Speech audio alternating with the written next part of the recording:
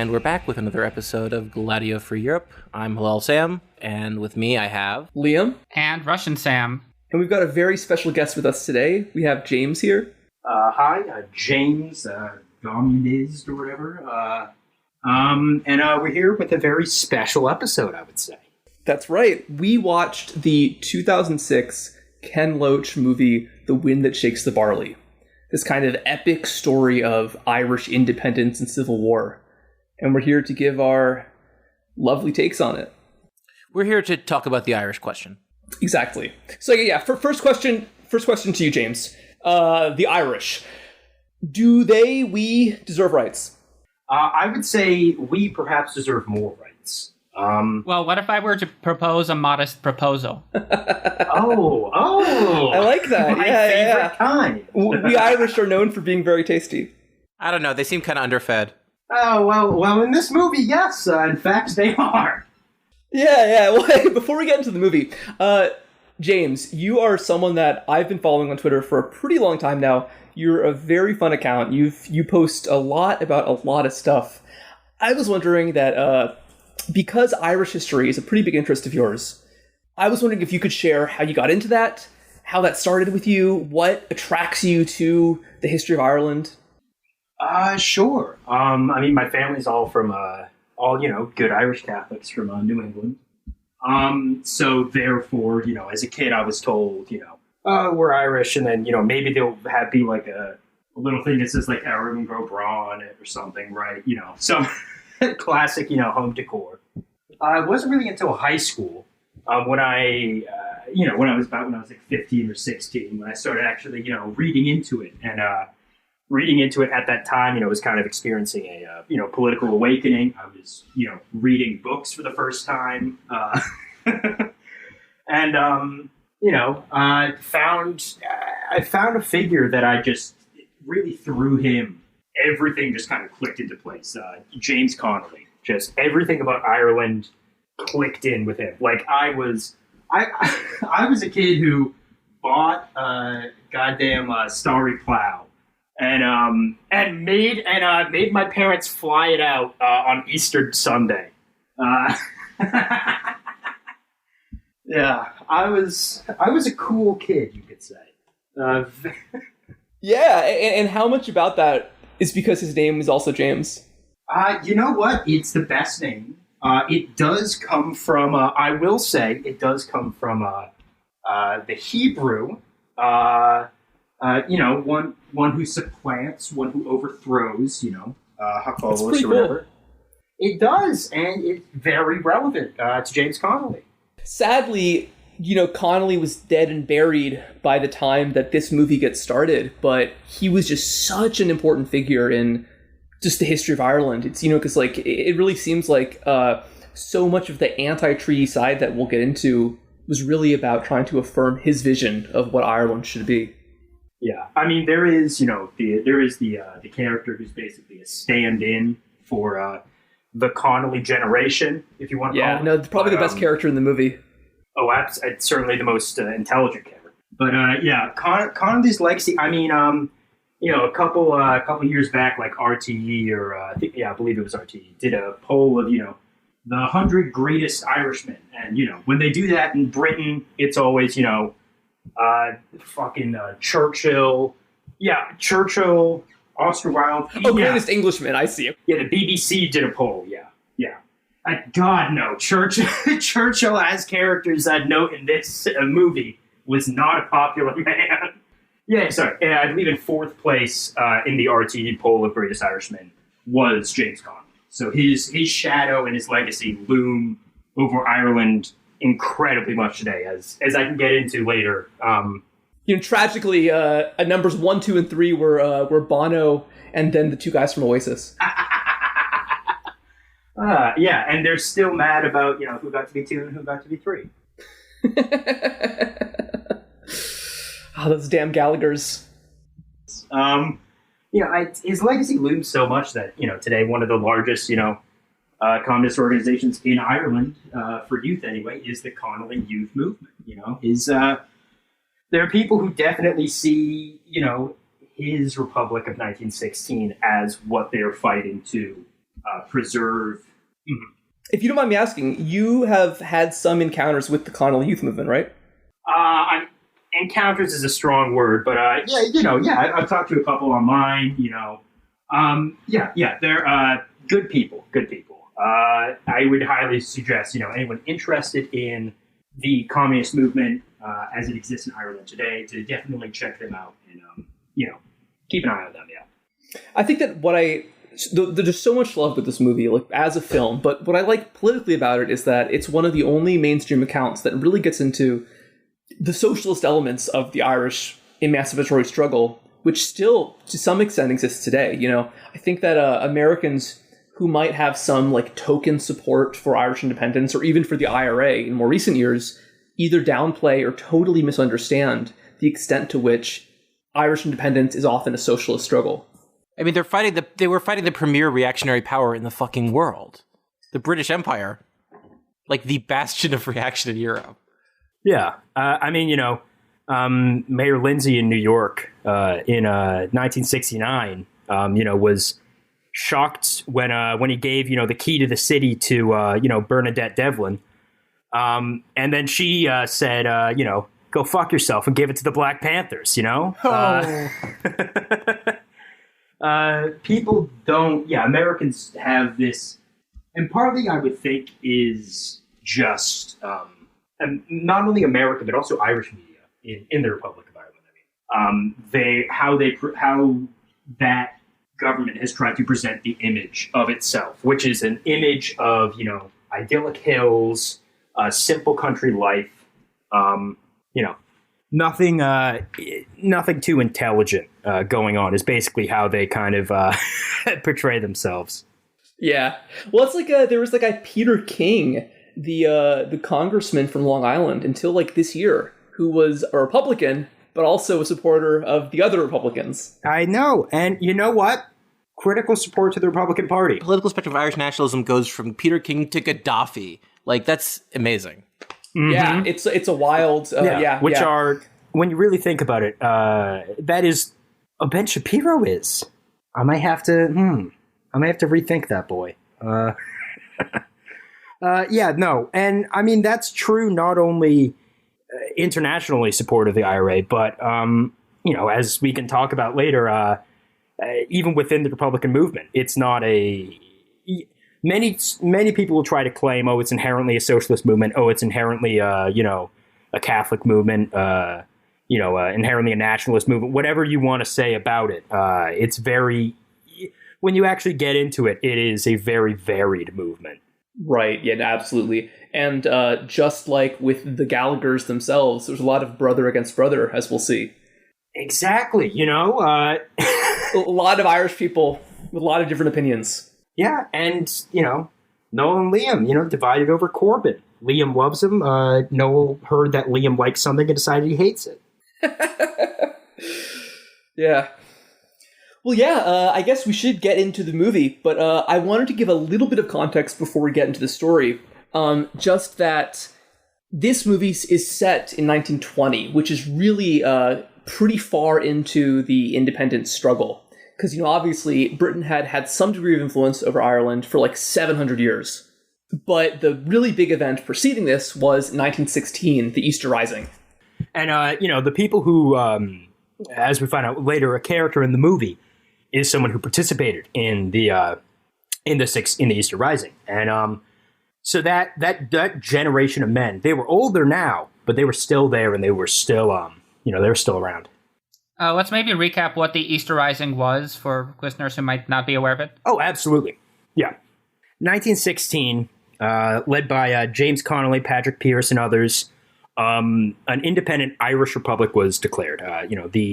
The GPO, the post office, was occupied. Some people involved were, Tom Clark, James Connolly, Constance Markovitz, Eamon de Valera, Michael Collins,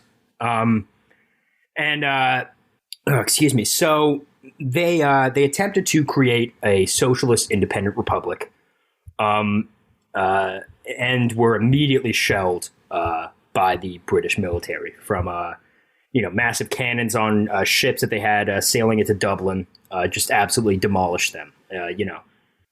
Connolly shot dead in a chair because they beat him so much that he couldn't even stand to be executed. Just real brutal stuff. Yeah. Yeah, and it essentially wiped out a generation of leaders. And the ones who survived, like most notably Valera and Collins, and also you mentioned Constance Markovich. They were there to put the pieces back. Do we maybe want to read some excerpts from the proclamation because it rules? Oh yeah, go ahead, Russian Sam, please. Irishman and Irishwoman, in the name of God and of the dead generations from which she receives her old tradition of nationhood, Ireland, through us, summons her children to her flag and strikes for freedom. Having organized and trained her manhood through our secret revolutionary organization, the Irish Republican Brotherhood, and through her open military organizations, the Irish Volunteers and the Irish Citizen Army, having patiently perfected her discipline, having resolutely waited for the right moment to reveal itself, she now seizes that moment, and supported by her exiled children in America and by gallant allies in Europe, but relying in the first on her own strength, the strike in full confidence of victory. We declared the right of the people of Ireland to the ownership of Ireland and to the unfettered access of Irish destinies to be sovereign and indefeasible. The long usurpation of that right by a foreign people and government has not extinguished that right, nor can it be extinguished except by destruction of the Irish people. I love the little shout out to Irish Americans. If only they knew what we would become. Oh, God, I can't remember the name of it. I believe the official name was like the Holland 3. It was, I believe it was Ancient Order Hibernians was the one who commissioned it. It was a tiny one-man submarine, the Fenian Ram. That's what they called it. Yeah. And, this is news to me. In the Northeast U.S. This Irish guy in America decided that he was going to build and design a one-man submarine that could be used to ram into British ships to help. Oh my God, that's so cool. Yeah. Irish excellence. You know what? That is Irish excellence. Irish boy magic, building your own submarine. Yes, this is absolutely going to be an Irish boy summer, especially with what's been popping off lately. We have a no current events rule, so we're not going to talk about that. Instead, I want Halal Sam to talk to us about Eamon de Valera. Him being an American basically saved him. His father was Spanish, possibly Cuban, which I like to believe because that's more fun. But he grew up basically in Ireland, and it seems kind of like he was such a staunch nationalist. You got to wonder if he thought he had something to prove. And he was also born out of wedlock, which is kind of a big deal if we're talking about Irish people back in those days. We're talking about the Catholic Church. I mean, yeah. Oh yeah. Well, one important event that we haven't talked about, which is really relevant here, is World War I, because this was really the backdrop of the Easter Rising. The big question in Ireland was, are the Irish going to start to be conscripted? Because the war wasn't going amazing for any side, really. And what happened in 1918 was that the Germans had this sudden new offensive, and the British started bleeding a lot. So the British made this pretty insane proposal to Ireland. You guys know what the proposal was? Yeah, it was the Conscription Act of 1918, which passed, but was never really implemented because the uproar in Ireland itself was so strong. Yep. So what happened, basically what they said was, we will give you home rule, which was a very vague phrase that meant potential either independence or some kind of a dominion status that we'll get into later.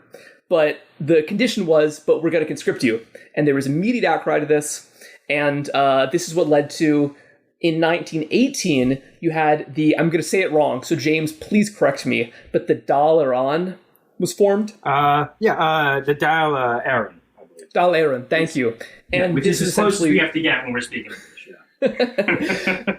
The Dáil Éireann was the secret first Congress, essentially, of Britain. What happened was that in the 1918 parliamentary elections, Ireland could vote. So they voted for the pro-independence party Sinn Féin, which of course still exists today. And then all the Sinn Féin members said, fuck Britain, we're not going to take part in the British Assembly, we're going to form our own independent assembly. And so they, following the leadership of the failed Easter Rising 2 years before, the members of the Dáil Éireann proclaimed, or you could say reaffirmed, the Irish Republic. And also, it's important to note that Sinn Féin had a blowout victory. They won 73 seats out of the 105 seats. Absolutely, yeah. Yeah. And I was just going to ask, can anybody guess, only one country in the world gave any recognition to this new Irish Republic that was declared? Can anybody guess who it was? Germany? No? Think about the year. This was 1918. It wasn't Iraq, was it? No, it was the Soviet Union. The early USSR. God, of course. Yeah, the early USSR was the only government to recognize the independent Ireland. I mean, that's it's unsurprising for a number of reasons. It's also worth noting that the policy of not giving any legitimacy to British parliaments and not sitting in them is still continued by Sinn Féin today. Yeah, kind of based. Yeah. I would say quite based. They've kept that policy for fucking 100 years. And so then basically after this happens, the IRA is formed and war is formally declared against the British. And really soon after war is declared, war ends on the continent. And as soon as World War I ends, you have tens of thousands, or maybe hundreds of thousands, British troops coming back home. But they weren't allowed to rest, because instead you had very many of these troops being given new uniforms and sent to Ireland. And what color were the new uniforms? Black and tans. That's right. I have a question, actually. Were these, were any colonial troops sent to Ireland to quell the rebellion, or was it just British troops? Oh, no, absolutely not. That would have been terrible optics to have colonial soldiers putting down the Irish rebellion. And also, I'm sure the British didn't really trust these colonial troops to actually carry out the mission, because I'm sure Indian troops would have felt a large degree of sympathy. They trusted them at the Somme. Sure, but that was in the direct war. That wasn't putting down a different colonial uprising. That's true. Yeah, you don't want to give them any ideas. Yeah, and also, the British refused to recognize this as a war. The entire time their line was that, oh, this is a mutiny, this is an uprising. Which is very reminiscent of in India during the so-called mutiny there, or the quote-unquote emergency in Malaysia. This refusal to admit that they are at war against the people. Yeah, and one important backdrop to all of this is that there were rebellions breaking out all throughout the British Empire in 1918, 1919. In 1920, of course, you had the Iraqi Revolt, which is mentioned in the song "Come Out You Black and Tans," and there was also unrest in India at this time too, in the immediate aftermath of World War I. Yeah, so in 1919, you also had the Jallianwala Bagh massacre in Punjab, which is an absolutely infamous event. If it's one of the things that you know about British India, where basically a peaceful demonstration was happening in this garden, and so the British commander ordered his troops to open fire, and at least 300 people were murdered, thousands were injured. That's worse than anything in Ireland. As we all know, the British would never open fire in a peaceful demonstration in Ireland again. Let's go back to Ireland. I think it's time we get into the movie. So the wind that shakes the barley starts right now. It starts immediately after World War I with thousands of black and tans being sent to Ireland. These were World War I veterans who were not exactly soldiers, probably accordance to the policy of not recognizing the Irish Civil War, or the Irish War of Independence, as a war. They were actually police, which is interesting. So they were British Army soldiers folded into the local Irish police. And the movie begins with a game that I thought was hockey, but I have been informed is something called hurling. You know what? That actually gets to my point about I'm going to start telling the truth about hurling, Boston hockey, and epigenetic memory of Irish. Let's go. Call me Dr. Peterson, because I'm about to get into some psychology. But no, hurling as a sport is, you could think of it like definitely hockey or field hockey. You know, a similar sense in that you're knocking about a ball with these curved hurleys, the sticks, and it definitely was seen as a particularly good game for Irish nationalists to promote, because it was an Irish game. It was a very old Irish game, rather than simply just playing, soccer. It was a way in order to, not only have, young men, exercise, just give, kids a game to play, but also one that you could use as a jumping off point to instill pride in Irish nationalism. Yeah, playing this game was in sort of a political statement, as the movie shows. Oh, most certainly. Yeah. And so the big thing here is that there's been some kind of order banning demonstrations of Irish men. Defense of the Realm Act. Yes, Defense of the Realm Act. Banned all public meetings in Ireland, especially. Yeah. Yeah. And the interesting thing about the Defense Against the Realm Act is that it was actually passed in 1914 as a war measurement. So, in other words, they just invoked this thing that was supposed to be a temporary emergency in the context of a global war. And now they're just using it to harass teenagers playing curling. Even though they wouldn't even recognize this situation as a war. Mm-hmm. And no other government would ever use a World War I era measure in order to repress its citizenry. The Espionage Act, as we all know, has never been used following the armistice of 1918. Yeah, and the Patriot Act just disappeared the moment we got killed Osama bin Laden. Yeah, it's awesome. Yeah. Yeah. Well, that's also bringing it back to, the Palmer raids and all the American First Red Scare stuff. This was kind of, in general, a worldwide revolutionary moment, which is pretty interesting.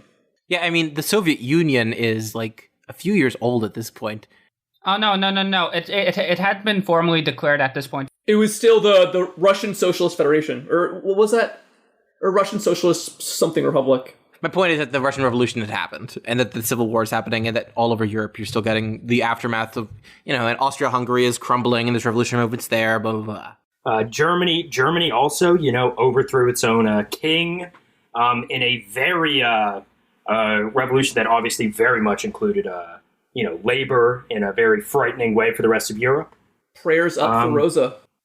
Yeah, well, yeah, her, the dock workers all going on strike at the end of the war. In Kiel. It was absolutely. It was a time of almost, and they discuss this in the movie, not only in Ireland, but worldwide, there was a feeling of electric energy. People were starting to see, which they hadn't for quite some time, especially in Europe, that the world that they lived in could be changed. They could not only enact their will, but they could enact their will in such a way that frightened those who were in power. And they could win. Yeah, they were fucking terrified. So do we want to start getting into the events of the movie more specifically? Yeah, absolutely. Here we meet our two main characters at this hurling game. They are Damien O'Donovan, played by Cillian Murphy, and his cheekbones. Extremely sexy man. Like one of the sexiest men in cinema by far. I thank you for bringing it up because I was too embarrassed to, but absolutely. Cillian Murphy, if you're listening to this, please, my phone number. I've sent it to you in letters. Just, text me back sometime. And unfortunately, his brother Teddy, who we meet, did not inherit those genes. He is, at the beginning, more of a committed revolutionary. The main character, Damien, seems to be a little bit less committed because he has a job lined up in London because he's a medical student about to go to work as a resident. And, just sort of showing, at the time there was division in young men, young men who were about to begin their careers, maybe. Because as we learn later, and obviously as we can tell from the fact that Damien has gone to university, studied anatomy for 4 years, about to become a resident. They are from a fairly well-off family, at least, their dad, their parents have passed away, but their dad, there's mention of it later on, was employing other people in some sort of business. We don't find out. But, especially for these people, there is question of, what to do. And, the other boys that they were just playing hurling with, are, ribbing him, saying, oh, why are you going to London? There aren't any sick people here in Ireland, Well, that gives, to bring this home a little bit, my grandfather, his father was a teacher, but his father's brother was in the IRA. Mm-hmm. Mm-hmm. So it's a little bit kind of the similar dynamic. Yeah, it was, the IRA certainly drew from, I would say, the poor elements rather than the richer ones, simply because they just had less to lose. But it definitely did kind of draw from, I would say, almost all strata of Irish society. Right. And the first moment that really starts to awaken the revolutionary spirit within Damien is when the police come and break up the hurling game. The Black and Tans come, and they're exceptionally brutal. They're, as we mentioned, because of the Defense of the Realm Act, they're saying that all public gatherings are banned, and they line up all of the hurling players and ask for their names. And one little 17-year-old rebellious twerp, I think his name was Mihail.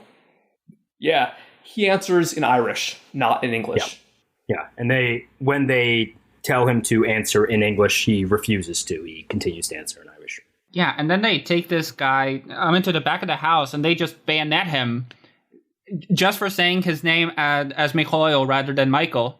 That's all it took. Yeah, it's unbelievably brutal. And I know this is fiction, and we should keep in mind that these are not real people, but this kind of brutality does not seem out of the ordinary for what was happening in the Civil War. Like, there's a reason why the Black and Tans have to this day this devilish reputation.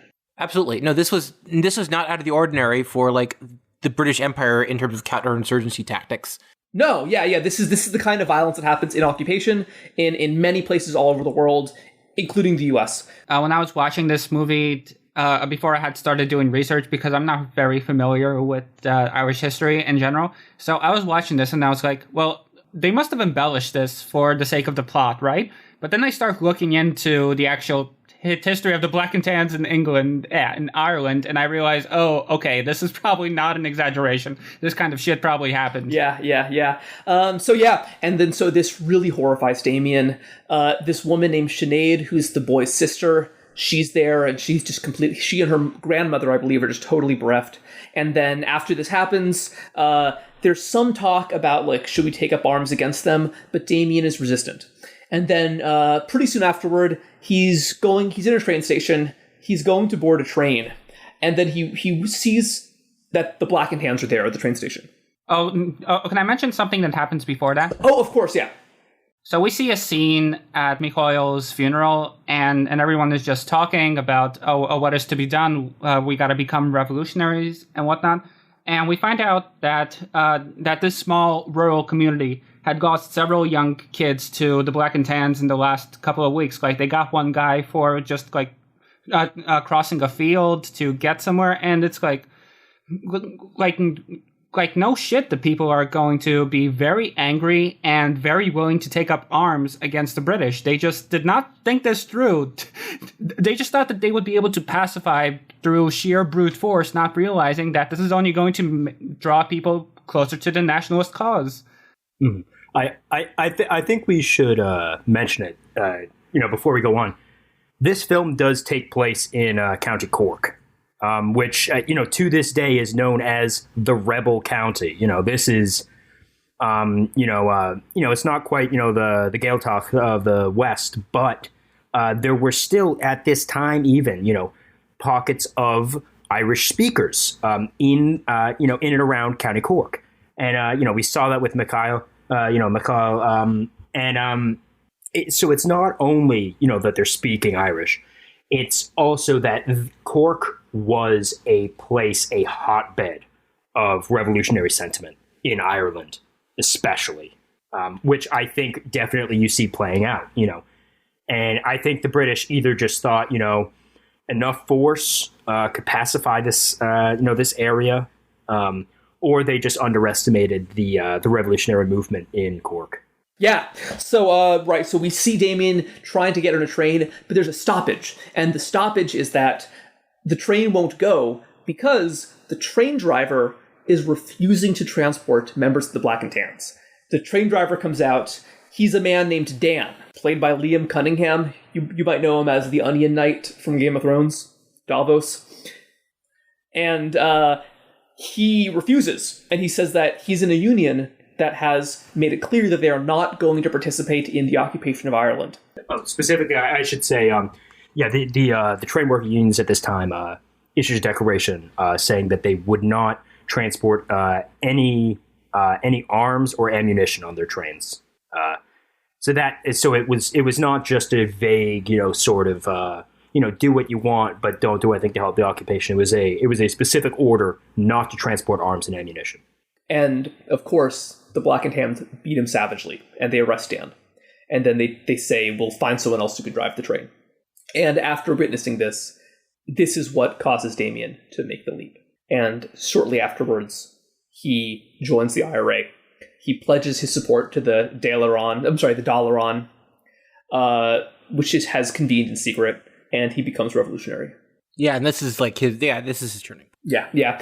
Pretty soon afterwards, Sinead, the sister of Mihail, the boy that was killed, she gives Damien his pendant, his cross of St. Christopher. And this is something that he keeps with him throughout the film. Sort of his reminder, the reminder of what he's fighting for. So you guys want to talk about the next scene, which is the attack on the pub, the first mission that they send Damien on? Cool guys doing cool guy stuff. They're all just chilling at the pub. You hear the local old men are talking about how they're worried about things escalating. And if you listen closely, one of them is saying that, they're going to do us like they did the Boers. Mm-hmm, mm-hmm. And then they come in, these black and tans. They all come in just to get a pint or whatever. And then Damien and Teddy, they leave the room. And then what happens? At that point, specifically they had, patted them all down, all the young men, for weaponry. Oh, sorry. Yeah. When Teddy and Damien came in, yeah. And their pals. Mm-hmm. And this is after they've already started the training with the IRA. I don't know if any of you caught this, but normally, because obviously they don't have enough rifles, they have, guys training with wooden rifles. In this case, they didn't even have wooden rifles. They had them training with hurling sticks. They had them training with hurleys instead of rifles. But so I believe Sinead comes in and hands them each a couple pistols. Clearly she'd been waiting outside just in case something happened, because they didn't have pistols when they patted them down. They go in, and as they're coming in with the pistols, the old man, one of them goes, "Oh, Jesus," crosses himself, because they know what's about to happen. They go in, shoot all four of them dead right there. These four British officers, I should say, not just soldiers. I believe they were officers. You're right. Yeah. It was an assassination, not just a massacre or anything like that. Yep. It was an assassination, and the thing they take, isn't money or whatever. They reach behind them, take out all their guns, and then get the hell out of there. Every last rifle you can get, boys. Every last one. Absolutely. Yeah, and as we'll find out, that was the main obstacle, that the IRA had no weapons at all, essentially. It was a huge issue for them throughout the entire War of Independence and then throughout the Civil War. But despite that, the IRA really remarkably led this guerrilla campaign. And eventually they won, as we'll get to, but they really had the odds against them. But the leadership of people like Michael Collins was able to find new tactics to resist the British despite their lack of material wealth or whatever. Yeah, because they refused to play that by the rules of conventional warfare. In fact, Eamon de Valera, who was the president of the Dáil, he wanted it to be like a conventional war where it's just like troops going against each other in like an organized manner with uniforms and whatnot. And they tried to do that against one customs house, and it was a massacre, needless to say. So, of course, the IRA much preferred to engage in more of a guerrilla warfare, just ambushing convoys as they're passing through. And yeah.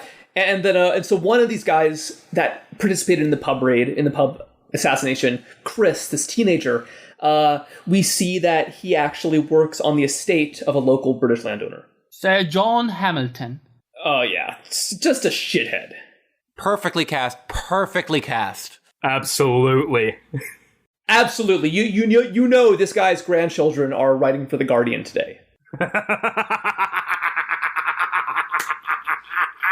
Just, an awful man. And what happens is that some Irish police and British police and an officer come by, and they say that they believe that they've heard a report that this young man, Chris, is part of the IRA. And so they corner him, and they say, like, is it true?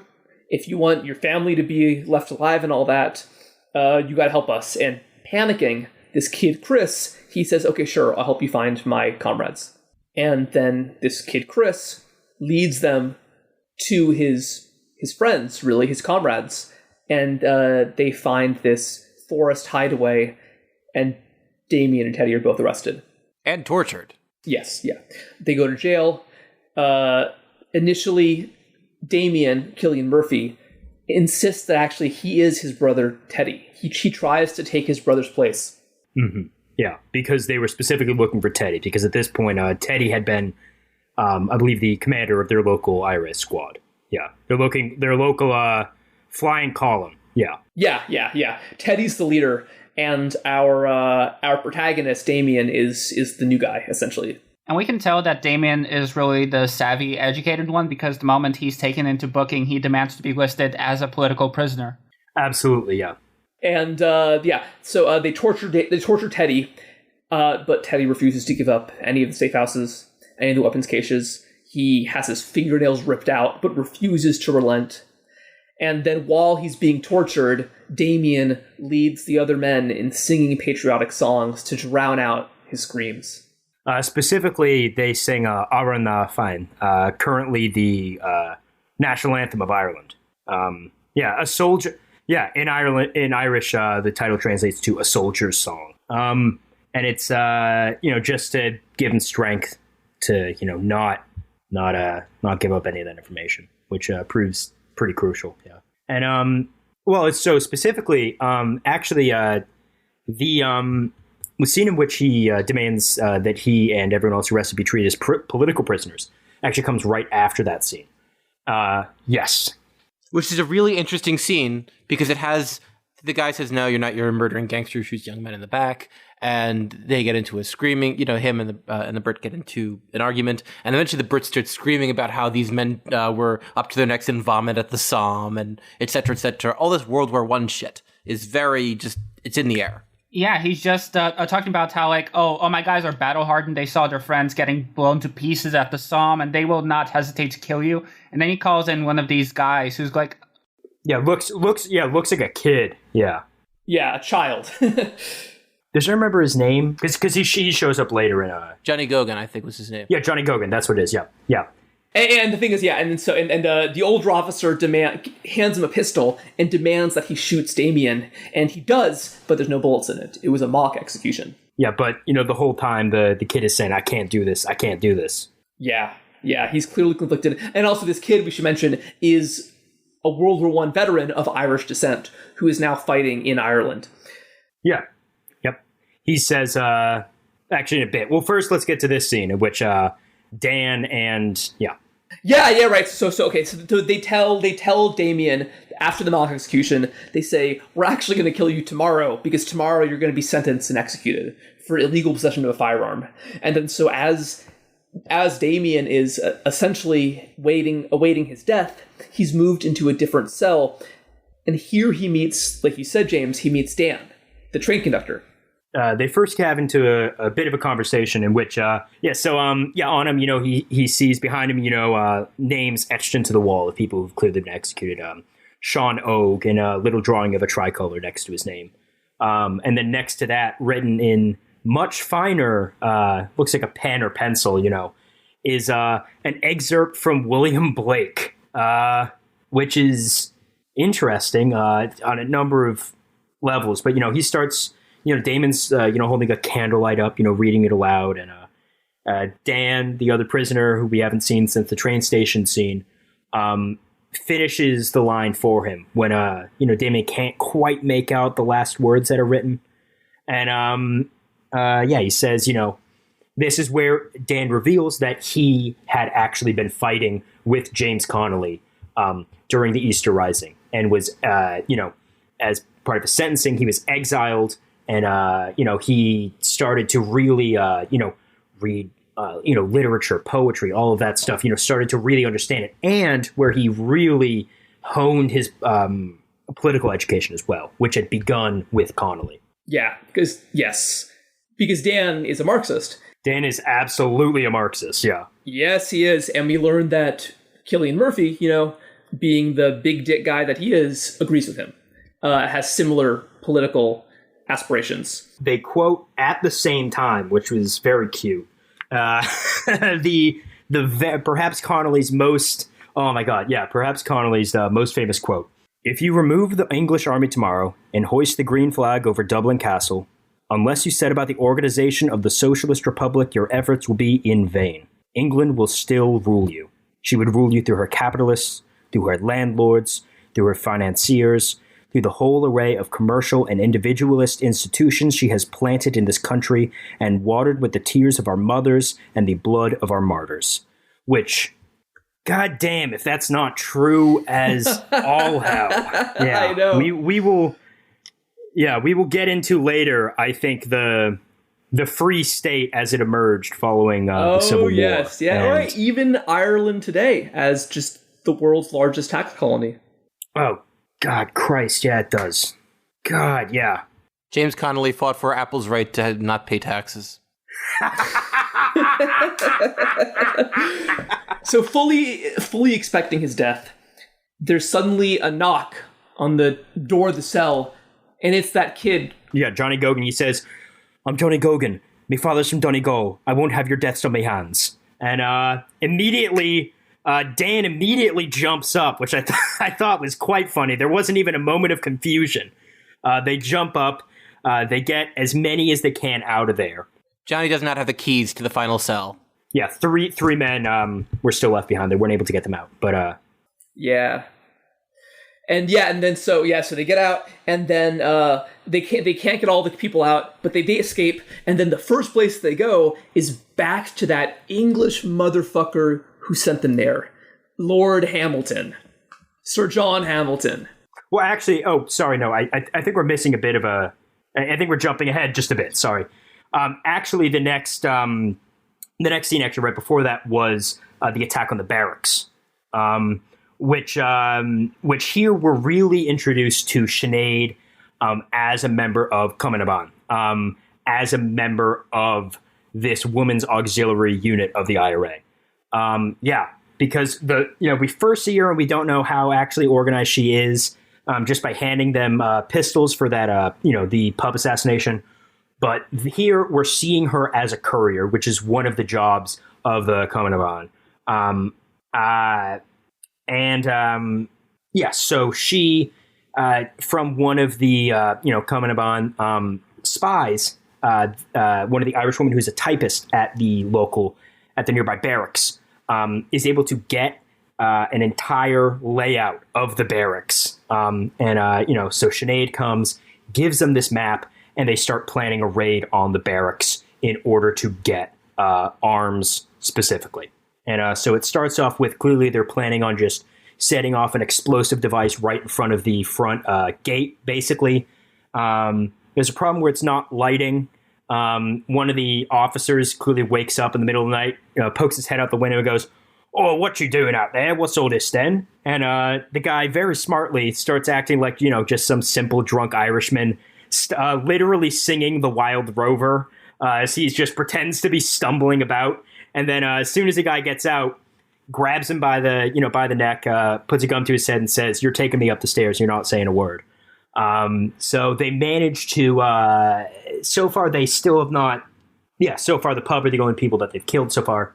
And they managed to get those rifles, which again are absolutely crucial. This film reminds you, I believe at one point it says, there's only like 3,000 rifles or something in the whole country or something. Yeah, 3,300. Yeah, and they're going against, it's 3,000 rifles against the fucking British Empire.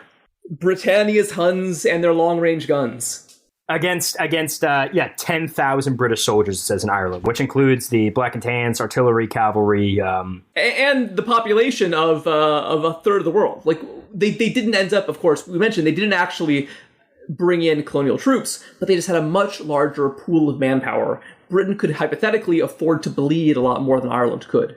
Absolutely, yeah. Well, theoretically, yes. Theoretically, he's doing a lot of pulling right there in that sentence. That's a good point. Yeah. Speaking of not dealing with casualties, Russian Sam. So what happens? What do they say when they get into Sir John Hamilton's home? Yeah, so they just walk into this super fancy room with this really nice rug, which Chris had been afraid to walk on because he had just been walking on the stables when the cops came for him. And he says, "I don't want to get the rug dirty, sir." And so they're in this room. They just barge in and they say, "Oh, such a beautiful room. It's hard to imagine a man scream from here." And because so the IRA, specifically one of the women in the barracks, who clearly the British hadn't found out about her yet, had managed to steal and make a copy of a letter from Sir John Hamilton, in which it says, I was informed, we've interrogated one of my employees, Chris, and found out that, in fact, this is where the weapons cache are, and this is where they're staying in the woods. So they know exactly who the leak was. Yeah. And they make him sign a new letter where he proclaims that if the 3 IRA men who are still in prison are killed, then his own life will be forfeit. And shortly after this, they find out that those 3 IRA men have been executed. They grab Sir John, but they also grab Chris. Yes. There is debate about what to do with Chris. And Damien's known him since they were 5. He's known them since they were kids. But so there's debate about what do we do? Can we just exile him? And someone says, "Man, this is a war. Where do you think we are? We have to." So they go and shoot this big, fat, awful Englishman, and there's really not. Damien is still like, I've studied anatomy for 4 years, and I'm about to shoot a man to death. So he's like, I don't really like killing people.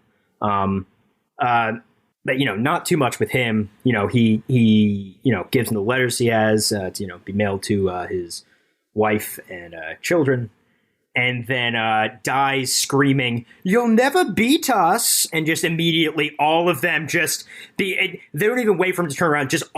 Damien just unloads the entire pistol on him, which was very satisfying. But then, it's a very satisfying, beautiful moment. I could watch that on a loop for 2 hours. Yeah, but then there's some mood whiplash here because as soon as they pop this blood-sucking tick, they turn around and there's Chris. There's the teenager. Someone's like, "Damien, do you want me to do this?" And he says, "No, I have to do it myself. I have to." Yeah. Which this comes back in a tragic way. So Damien has to be the one to kill this kid, and the thing that the kid says is he doesn't want to be buried next to the Englishman. He's scared about that. Damien tells him, we'll bury you up the chapel down by the road. Not with him. And yeah, and they also ask him for his letter to his mother, and he says that he hadn't thought of what to write, and his mother doesn't know how to read anyway, and it's just, it's such a heartbreaking scene. It's absolutely a heartbreaking scene, yeah. Because he just says, just tell her that I love her and that I'm sorry. Yeah. No, but I was just saying, he's a kid. He says, Damien, I'm scared. He says, I'm sorry. I know you have to do it. I'm sorry, but I'm scared. And Damien just says, did you say your prayers? And Chris goes, yes, I did. And Damien just says, don't worry, they'll protect you. And then he kills him. So the deed is done. Chris is shot dead. And Damien says, I hope the island we're fighting for is worth it, because he just killed this kid whom he had known his entire life and who was in a way himself a victim in this situation, who just got scared. But yeah, he did what he thought he had to do in the moment. Chris did, and I think that this really shows. It's so smart of Ken Loach, the director, to juxtapose the two killings, because it shows the fun side and the horrible side of revolutionary violence. Exactly.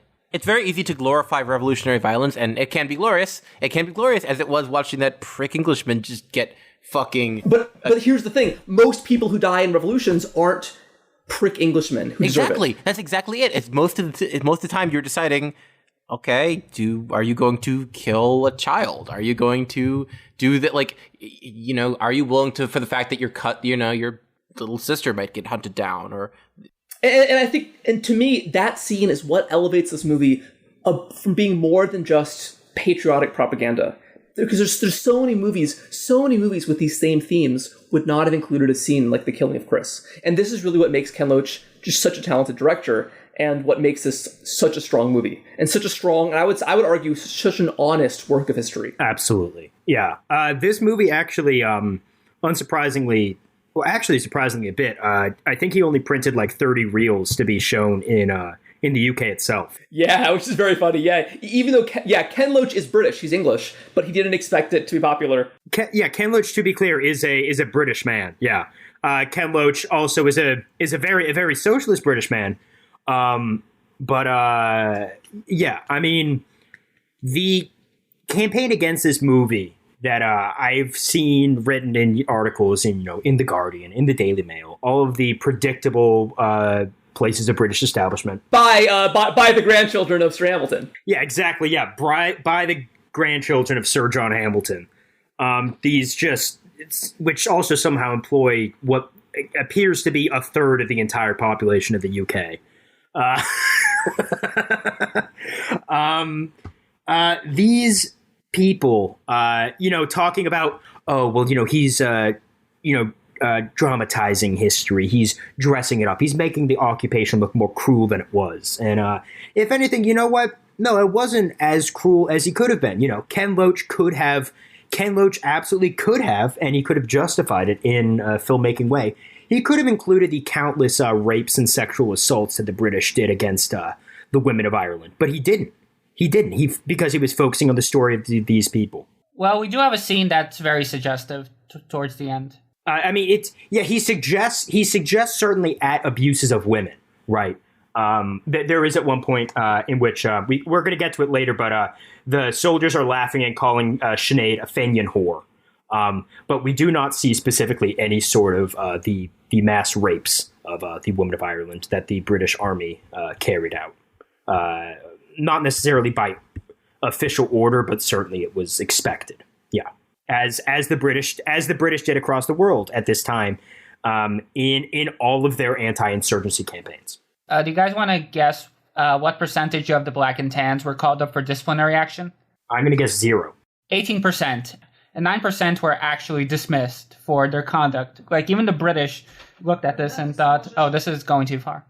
In a way, the killing of Chris in that previous scene kind of prefigures the ongoing splintering of the Irish independence movement. Because as soon as this happens, we see that there are two camps decidedly emerging within the IRA, which basically are the socialist side, led by figures like Dan, and the side that is much more moderate, concerned only with revolution. There's this, the IRA begins, as they start to occupy territory, they set up courts, and they deal with arbitrations between Irish landlords and Irish tenants. And a lot of the nationalist crowd thinks that economic concerns are completely irrelevant. All that matters is making Ireland a republic separate from Britain. But Dan and increasingly Damien start to wonder if perhaps that isn't the case. Well, one interesting thing about that in Teddy's justification for his position is, how are we going to buy weapons if we don't have the support of the local bourgeoisie and their funding? And so this back to the shortage of weapons. Yeah, but it kind of, yeah. Well, this kind of reminds me of Fred Hampton. He's got that great quote about how a capitalist in a dashiki is still a capitalist. Damien starts to figure out that a capitalist with a shillelagh is still a capitalist. Yes. Yeah. But I mean, crucially, even before this, Damien was explicitly familiar with Connolly's writings. He says, in university, I actually used that quote of his in a debate, and he says, I guess that was all talk then, and he talks about, his brother's always been the man of action. He's always been the man of thoughts. To bring this back to Ben Shapiro, Damien is perhaps the only good debate guy.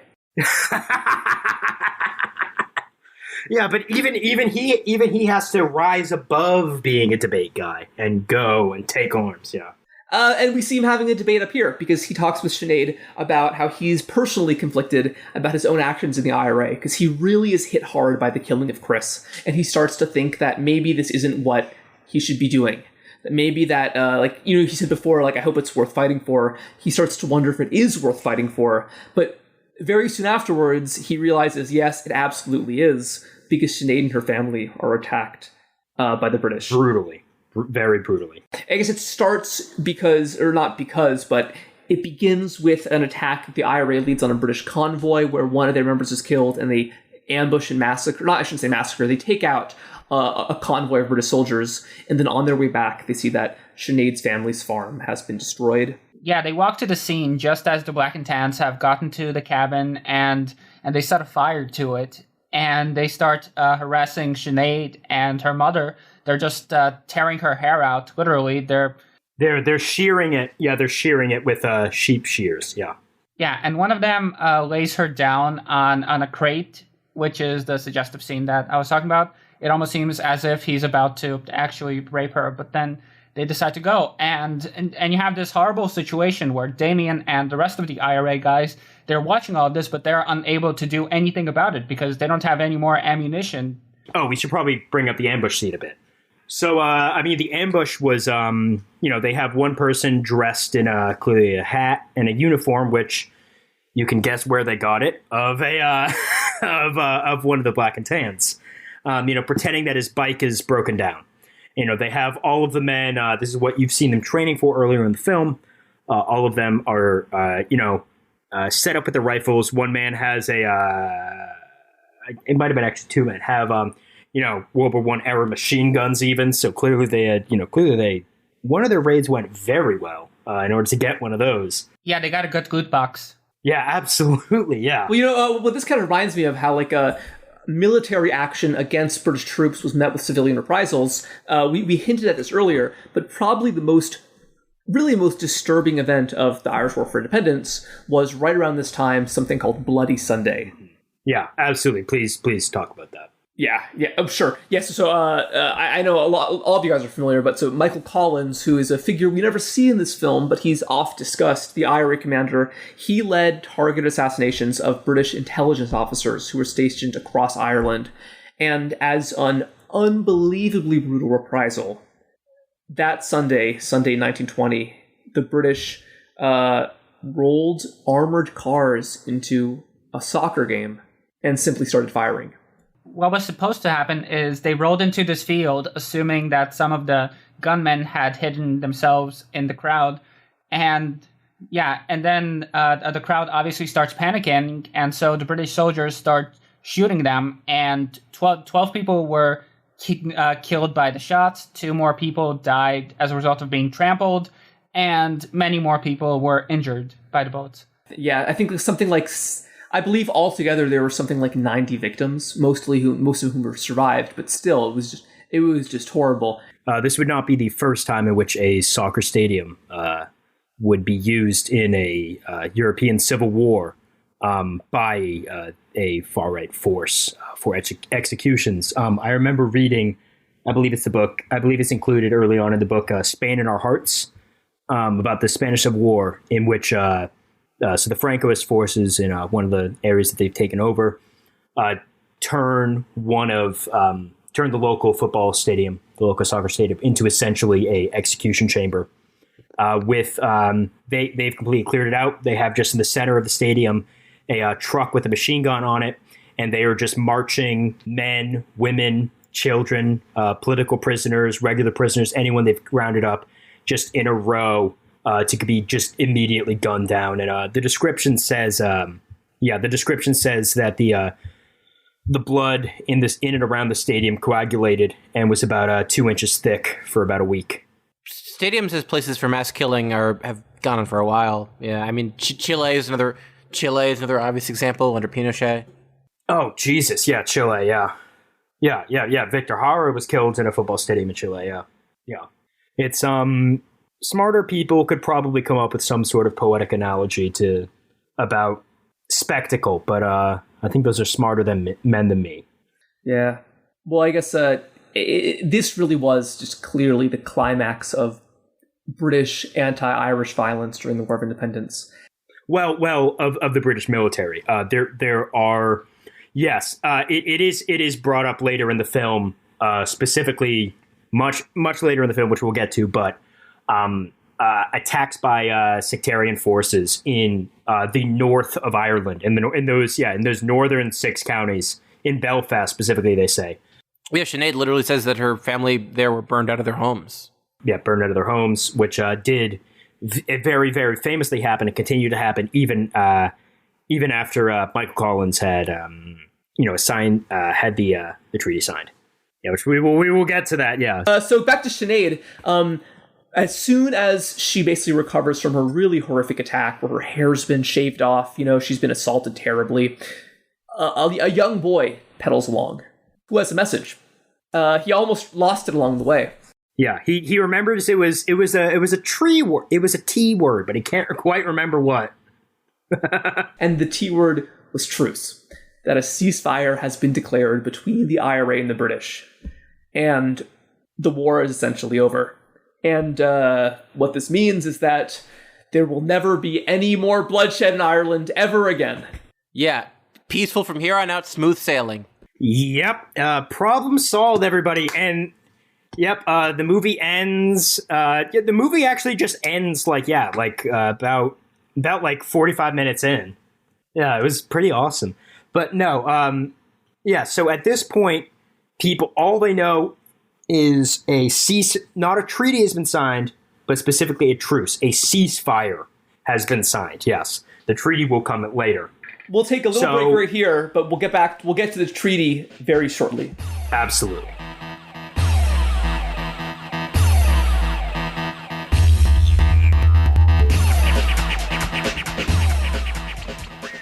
And we're back. All right, so where we last left off, peace and freedom forever. The truce has been signed.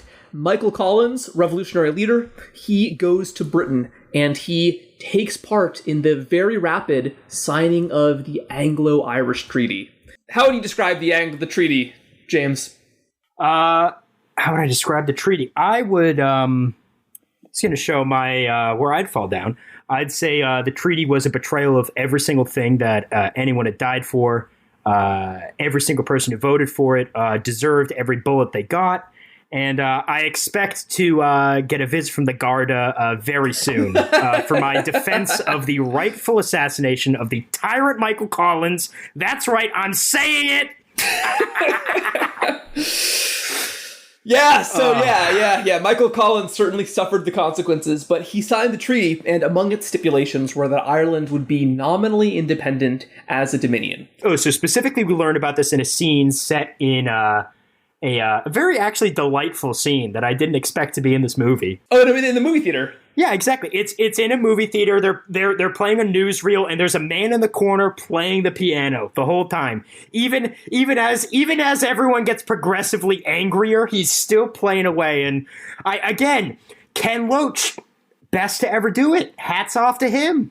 Well, so something I gotta say, although I do love that scene, and although this scene does it much better, that's actually lifted from an identical scene in the movie Michael Collins from the pro-treaty perspective. Oh, is it really?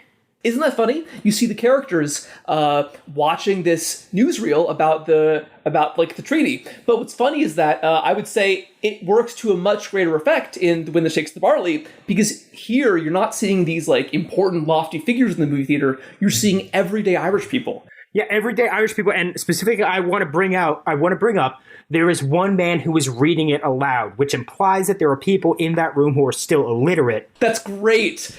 That is really good. He's reading out each line each slide as it comes up, which shows you, again, as they brought up earlier, illiteracy in Ireland was still a very common problem. Not just illiteracy in Gaelic, but also illiteracy in English, which at this point, the vast majority of Ireland spoke English. There were still Irish-speaking places in the West, in the southern area, and I think a bit in the center, but mostly along the southern and western coasts. At a Russian, Sam, you dragged up that really frightening statistic about, what was that? About 1870 to 1890, or 18... Yeah, so while I was doing research, I came across this book called The Irish Revolution and Its Aftermath. Really great book if you're looking for a primer about these events. Well, what was the stat? The decline of the Irish language in the 19th century is best illustrated by census figures showing that between 1861 and 1891, Ireland as a whole contained fewer Irish speakers than the province of Connaught, the smallest Irish province in terms of population, had during the previous 30 years. Yeah, so just a complete decimation of the Irish language. Yeah, and there were a number of factors contributing to this. First of all, there was the famine, which resulted in the loss of 2 million people by death or immigration, and those people were disproportionately likely to be Irish speakers. But also you had a more mundane reason, which is that English was seen as sort of the language of modernity as opposed to Irish, which was this retrograde peasants' language, which no longer had anything of value. And so in a lot of families, even ones that were Irish-speaking, children just were not taught Irish. This kind of gets at the struggle right here about what kind of relationship should Ireland maintain with the British Isles, with England. And sorry, just really quick, I wanted to add that Connacht, to this day, that is where the Gaeltacht is currently in that western part of Ireland, which is still the least economically developed, the most rural, the least populated, as you say. So that statistic, less than the number of people in Connacht, is harrowing. It is absolutely frightening. Yeah. Yeah, absolutely. Yeah. And so, yeah, they start debating the treaty, and we see that Damien and his brother Teddy are on different sides of this early conflict. Yes, literally brother against brother. It is, yeah, because Damien insists that Michael Collins, the leader, was seduced by, what did he say? Seduced by British wining and dining, and that he couldn't negotiate a proper treaty. Which, for the record, I don't think that was a fair characterization. But certainly, whether or not it was true, the important part is that there were people at the time who felt that way, right? And actually, I will say that didn't come from Damien. Actually, Liam, that came from a woman. Damn, I'm erasing women. I can't believe it. Again, Ken Loach does not erase women in this movie. Ken Loach does not erase the cum and the bond. Yeah, no, not at all. Like, and going back to the courtroom scene where we originally see these ideological splinters emerge. Mm-hmm. The judge is a woman. Yeah, like the people running that courtroom are all women. Oh, yeah. You're right. Exactly, yeah. The Common is a prominent feature. I don't think they say specifically the name of the Common. They don't. Not in the film. Yeah, but they are absolutely shown as things such as spies, couriers, and then later, judges, arbiters, positions within the government, which... And well, of course, it goes right at the top. Countess Markovich was a really prominent member of the revolutionary movement. She was one of the biggest leaders, but even after she maintained, she died pretty soon after the Civil War ended, but she was a big figure throughout. But yeah, so then someone else, I believe it was Teddy, says that that they have to ratify the treaty because Britain simply. Because Britain simply would not allow them to ever become fully independent. And what Teddy says is, like, look at India and Africa. What's it going to mean for those places if little old Ireland gets to be fully independent before them? Exactly.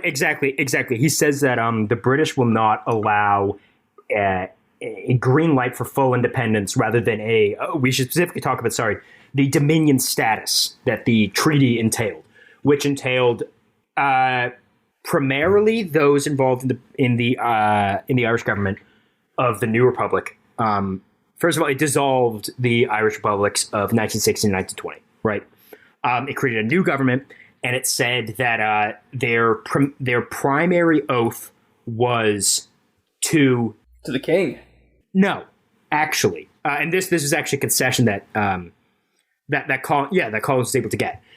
The primary oath of allegiance was to the new Irish government, but then there was a secondary and required still oath of fidelity to the king, rather than a flat out oath of allegiance entirely, which is exactly what what would then become the pro-treaty faction would use as an example of how it was actually more revolutionary than it was. But it's... And I know Russian Sam, you seem to follow more on the pro-treaty side, but one thing I would say in defense of the anti-treaty crowd is that there was a very long history of Irish rule over England, but it wasn't always direct. There was a long history of British influence waxing and waning, and so it seems like a lot of the anti-treaty crowd who rejected this peace feared that this was just going to be one of so many periods of British retreat that would be followed by a period of British retrenchment. Right, and can I just say that I really appreciate Ken Loach after seeing this movie, but this scene especially, because you see this debate going on, and he doesn't really cast anyone in a bad light, so to speak. He shows that both sides have good points, and that this is a complicated matter, that you can't just willy-nilly say that one side was 100% correct and the others were just monsters who were just looking out for themselves, etc. He shows that there's a deep level of complexity to all of this, and it only makes it even more painful to see what comes. Absolutely. So what what we're learning at this point, right, in these debates is, despite the fact that Ken Loach might have intentionally actually cast this guy to make us hate him, but we are introduced in the scene, I believe introduced here, to Teddy's right-hand man, who I don't know if he's ever named. He looks kind of like Irish Steve Buscemi is the best way I can describe him. Do you guys know the guy I'm talking about? The one with the very sunken eyes. He looks very much like a rat or a lizard. Whether he just, unfortunately, the actor, who I'm sure he's a fine person, whether he just looks like that naturally, but I think it was probably a characterization very, very subtly by Ken Loach to show which side he thinks that he would have landed on if he had been Irish in this situation. Yeah, Ken Loach personally very clearly has an anti-treaty position, but nevertheless, he is able to portray the pro-treaty side as being people who have their own reasons stemming from not necessarily their own material interests, but rather a pragmatic understanding of the war as they saw it. Exactly. And we're gonna get specifically into that material interest in a second, I think. It's an excellent point. Ken Loach does an absolutely amazing job with this film in portraying both sides. So at this point, we hear, I wrote down just a couple of things that people said, someone asked, is this what we fought for? Someone says that, the British, what was the exact phrasing, if anyone remembers it? A long and terrible war. Immediate and terrible war. Yeah, immediate and terrible war if the Irish did not accept it. And some people take that threat at face value. Some people take that threat and say that it was bluffing. And happening concurrently to this was the Iraqi revolt, which was met with immediate British aerial bombardment. They just the Iraqis started rebelling, and then immediately the early British Air Force came in and just bombed the shit out of these villages. Yeah, and it should be noted that the British really were acting in kids' gloves. If you look at a number of casualties in this war, for example, we see the many terrible things that they've done, but they were still being restrained. Does anyone want to take a guess as to how many people died in the war? 2,000. That's it. Yeah. Well, so what... where's that statistic from, though? That could be, war dead, especially in the early 20th century, but even today, actually, is really tough to quantify, so I'd be very cautious with any statistics. Yeah. Well, the British actually, if you look, the British only counted Protestants among the human dead. Jesus, did they really? No, I'm joking. No. Oh, no, sorry. God. No. Liam, you can't tee me that... Oh, Liam, you know how I get. I get heated. You can't tee me up like that. All right. Well, I apologize. I'm a man. I almost said a man of the cloth. I'm a man of the yellow and white flag. Come on, you know me. So, actually, a couple things that I want to bring up. One that I forgot to mention back during that courtroom scene, in which the court sides against a person charging extortionate interest rates, an cumulative interest rate against an elderly widow of 500%. The court orders him to repay her. And Teddy, basically undermines the court and says, don't antagonize the capitalists, basically, because we need their money. But, so what they say right before that scene is that right before they go in is something about hunger strikers, which obviously is a very old Irish political tradition. And, political tradition around the world, but specifically in Ireland, has a lot of... Yes. Because if there's one thing the Irish are good at, it's starving. Oh, yeah. Liam, I'm taking you in, boy. We're going to see the father.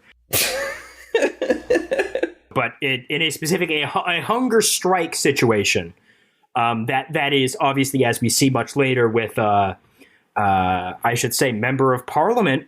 Bobby Sands. Yeah. Hell yeah. Bobby Sands, and obviously he was not the only one. It was multiple, and their 5 demands. Yeah, there were those sisters who also led a very successful hunger strike. Absolutely, which unbelievable human bravery through suffering. Just I have to say that just cannot even begin to fathom the strength those people had. Yeah, starving yourself to death is not a fun way to go at all. No, it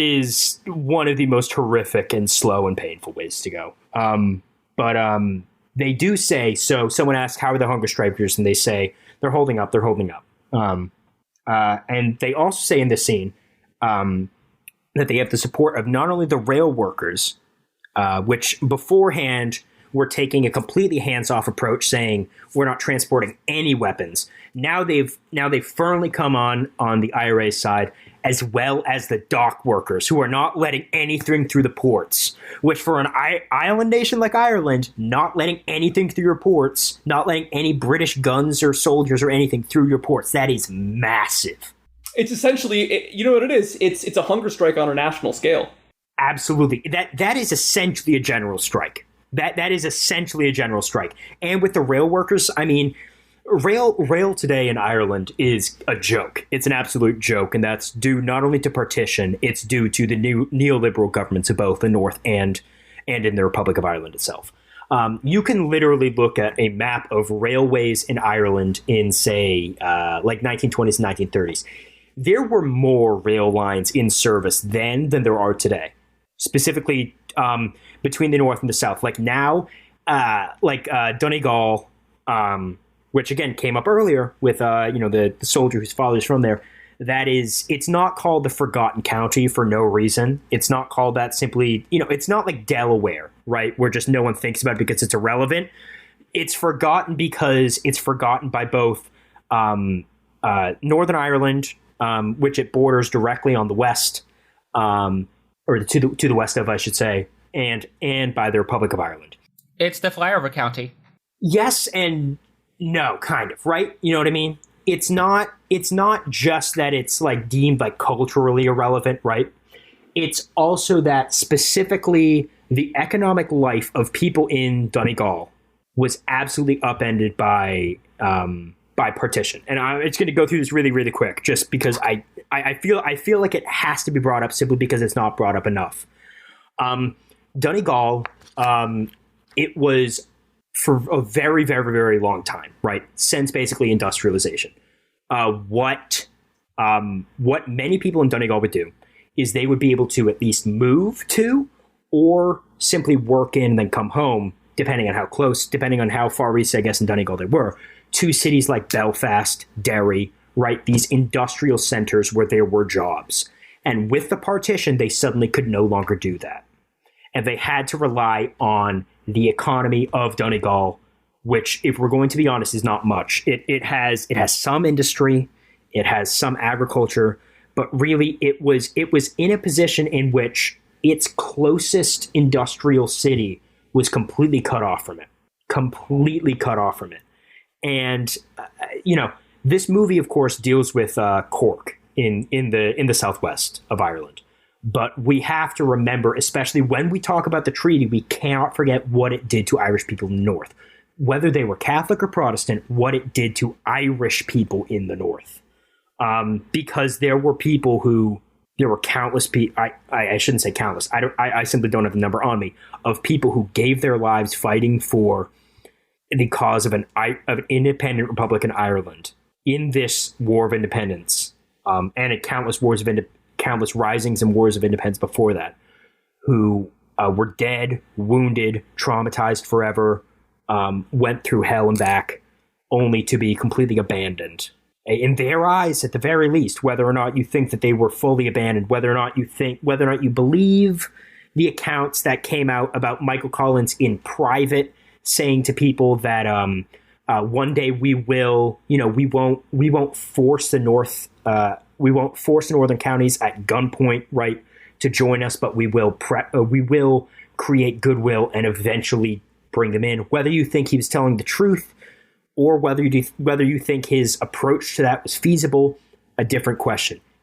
Those people who survived and the family of those people who died saw it as a complete betrayal of them by these people. That is, yeah. So I feel it very necessary in all conversations about the Irish War of Independence and the Civil War to bring up the North of Ireland, because it comes up huge in the treaty.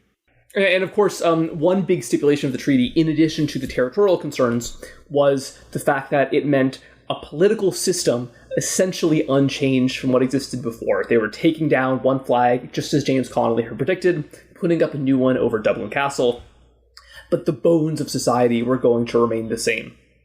And this is where we see, yes. Yeah, so Dan the man, train guy. He was a train guy. Yes. Shout out all my train boys out there. This shows the brilliance of Ken Loach. Absolutely. He was ahead of his time. He knew. My man laughing because he knows.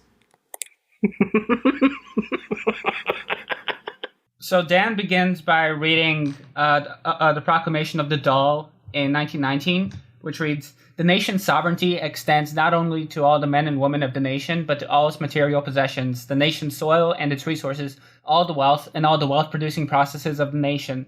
And then Dan is speaking, "That means all of us here and all of us in our country own a bit of that country." And that's what we all signed up for when we voted for the Dáil, right? If we pursue this, every child in this country will have an equal chance. If we don't have a chance in hell. If we ratify this treaty, all we're changing is the accents of the powerful and the color of the flag. Color of the flag, absolutely, yeah. And he says this because I mentioned this earlier with the when you brought up that he didn't just portray the pro-treaty side as simply acting in some sort of material interest. He specifically calls out two of the people who are siding with Teddy in this debate, right? And he says, "How much money have you got in your pockets?" And eventually they pull it out, and they have maybe 2 shillings. Yeah, they have nothing. He asks them, oh, sorry, no, this was the courtroom scene, but still specifically just showing because those same people show up on Teddy's side in this debate as well. He says, "How much land do you own?" And says, do you have a blade of grass in your name? And he says, "No, I haven't a blade of grass in my name." And he says, then what are you doing fighting for a side that is siding with the local bourgeois against the British bourgeois, basically? I have very mixed feelings about this. As Michael Collins said, the treaty was about the freedom to pursue freedom. And essentially, the Irish nationalists were in such a position that they couldn't not accept the aid of these bourgeois nationalists. They did need their money to import arms. They needed them to cooperate at this phase. So again, I don't think it's as simple and as clear-cut as these are the good guys, these are the bad guys, and we must not sully ourselves by allowing them to participate. Right, but in any case, as we can see by the scene where Dan and Damien provide medical care to that starving family, nationalism alone can't save people. And nationalism isn't going to feed people. So I want to just get into a couple of the arguments of that time that are presented in this debate. So specifically, one woman brings up that the British threatening invasion, right? Immediate and terrible war. Right, immediate and terrible war, which in this case means a military invasion, right? One of the women says, "Listen, they won't actually do that because they can't afford to lose face with America right now, invading Ireland." She says America specifically, and that currently this war is costing the British government £10,000 a day. That is how much the British government is having to spend every single day in this War of Independence. After years of World War I draining their finances, it should be noted. Absolutely, yeah. Yeah, so she is correctly pointing out that absolutely the British government does not have these endless coffers, right, with which they can pay at this point in time. They are strained financially. They are strained economically. She is making a rational, factual based argument, right? She's going Shapiro mode. Someone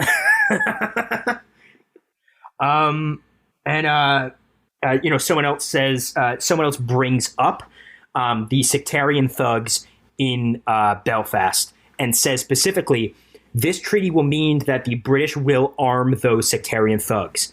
And the pro-treaty side, Teddy and his, weasel-faced friend, they both say, well, if you read the treaty, it actually says they can't do that. And someone just says, oh, come on, you really? And as we know from history, The British, in fact, did exactly that. The treaty meant absolutely nothing to the British.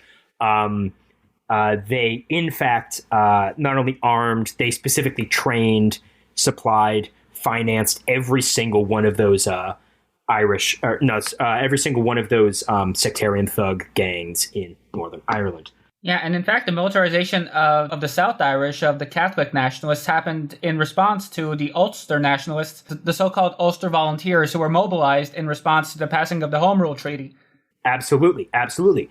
Someone brings up the fact that under Dominion status, the country would have a governor general, and specifically says the government general would essentially have a puppet parliament. And people can say, oh, the governor general, in Dominion states doesn't really have that much power.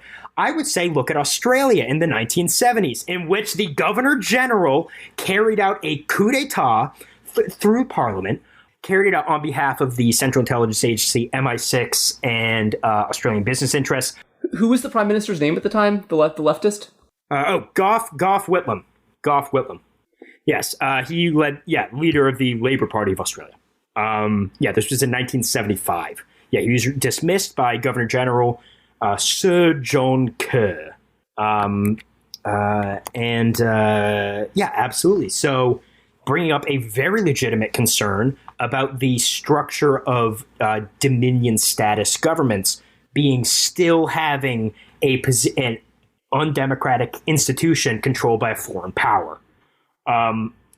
So after this debate, we move on to watching a very, very fun scene that everyone in it is clearly enjoying, which we start off just by hearing boom, boom, boom, boom, boom. We hear the British war drum beating, and we see someone, all the men are standing outside the pub going, I never thought I'd see the day. And it's the British Army leaving Ireland, which we all know they left the entirety of the island for the final time, never to return. Oh, yes. Well, it was unfortunately not complete. I'm sure it must have been a powerful moment because, again, it is the end. It is, at least in the lower 2/3 of Ireland, it was more than that. It was the end of a 700-year legacy of formal domination. You could argue there is still quite a bit of influence and domination, but at least on the formal level. I would actually bring up, they don't discuss this in the movie, but I believe this did phase out after a while, for the same reason why Ireland is not a Dominion status today. Yeah, I think it was in the 30s they worked out a different situation after the Civil War. Yeah, in 37 they passed a new constitution, and then it formally became a republic in 49. Mm-hmm. But specifically, I was going to say the British, as they love to do, anywhere they go in the world, anytime they decide they can't control an entire territory, they say, okay, but we still have port rights. There are, I am not kidding. Cyprus. We about to tell the truth about Cyprus on this one? Oh, that's another, let's not go there. Am I ready to have two countries at once come after me to assassinate me? Two separate occupied islands split in two. Yeah. Oh, I was going to say that both the Greeks and the Turks would not like me. But they're seeing them come out, they're seeing them walk out. Which, they did have those port rights in the south of specifically the southern coast of Ireland until they solved that whole situation. But militarily, this is them leaving Cork, which no one thought they'd ever really live to see the day to do. And going 300 miles up the road. Exactly. Specifically, we see behind them, we see the forces of the pro-treaty crowd following behind them in uniform. And someone says, Jesus, that's Teddy. That's Teddy in a treaty uniform. Yeah, and this is what I was getting at, and then they say, oh yeah, we took out the black and tans, but we brought in the green and tans. Exactly. I literally had that one written down, yeah. So then we are introduced, he might have actually shown up earlier in the movie, but one of the actual historical figures in this film, Rory O'Connor. They really only refer to him as Rory, but Rory O'Connor, who was the leader of, or at least one of the leaders of the anti-treaty forces. Damien and some of his fellow men from his column are approached by Rory O'Connor. And Rory O'Connor tells them, "Keep up the training. We are creating a new headquarters for the anti-treaty forces in Dublin. 7 out of 10 officers of the IRA are anti-treaty at this time." That's what he tells them, but fairly accurate, actually. Yeah, most officers of the military, not the politician figures, but most officers of the actual IRA were anti-treaty.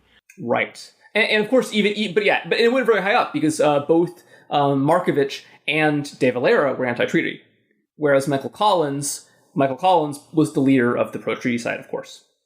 Yes, and Michael Collins that's a man where we only know so much about what he said in public versus what he is said to have said in private, and that, of course, is a very murky. Oh, so you're saying there's a Michael Collins hadith. Absolutely, yes. The hadiths say one thing that are not said in the actual Michael Collins Quran. But so Rory O'Connor, he's going to set up, and we learn that this is, as Rory Connors did, set it up in the Four Courts in Dublin. Before then, we do get another training scene, this time of specifically anti-treaty people, and a woman comes up over the hills to Damien and says, "Are you the doctor?" And he says, "Yes." And he goes in. She says, I have a sick child here." She goes in. There's 3 young girls, little girls, sitting out in the front of the house. And he goes in and he sees his boy lying in bed, very sick. And he's giving him a medical examination. He's saying, open your eyes for me. Okay, secure your tongue. Say let me see if there's anything on your stomach or chest. And one of the other men from his column comes in and asks him, "Is the child going to be all right? What's wrong?" And the kid says, and Damien says, the kid's half starved. He's half dead from starvation. He's not sick with anything other than starvation. These people are starving. So then we get into what is called the Battle of Dublin in 1922, which is right. Back to the Four Courts. Yes, the Four Courts in Dublin. We're into the actual Civil War. Yeah, the Civil War has started in earnest. This is the beginning of the actual Civil War, yes. So Rory O'Connor has taken over the Four Courts in Dublin. Held it hostage. Yeah, he took some people hostage there. And they've set up a headquarters of, a military one, which, that gets into accusations that especially foreign media at the time made, that he was trying to set up a military dictatorship. Oh, okay, yeah. But speaking of military dictators, needing munitions to oust him, Michael Collins went on to procure British weapons. Specifically, I would say, not just weapons. They don't say this explicitly in the movie, but I did look into it. And so they do say in the film that the Free Staters bombarded the Four Quarters. The Four Courts.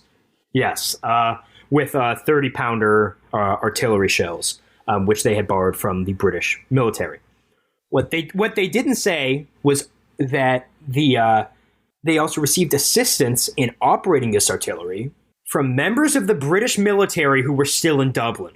God, and that's just this incredible symmetry.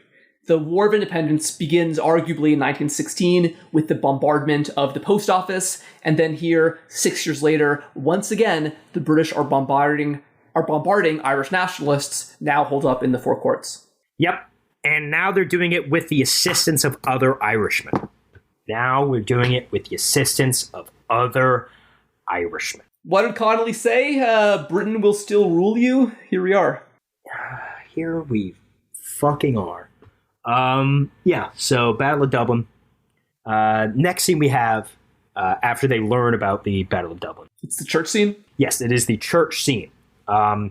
They're all in mass, and this priest, in a classic early 20th century priest way, whether you're Catholic or I actually learned it was the same also in Wales. Goodness, I can't remember which actor it was, but he was saying, guys, before me in Wales, before, I was one of the first people to actually be like a film actor. Before then, you become a priest. Because then you get to give a performance from the pulpit, and my God, if this man isn't giving a performance from the pulpit, yes. Oh, for the first time, we have the opportunity for peace and prosperity. Pleading with the Irish people to accept the treaty. And as we all know, the Catholic Church has always had the best interest of the Irish people at heart.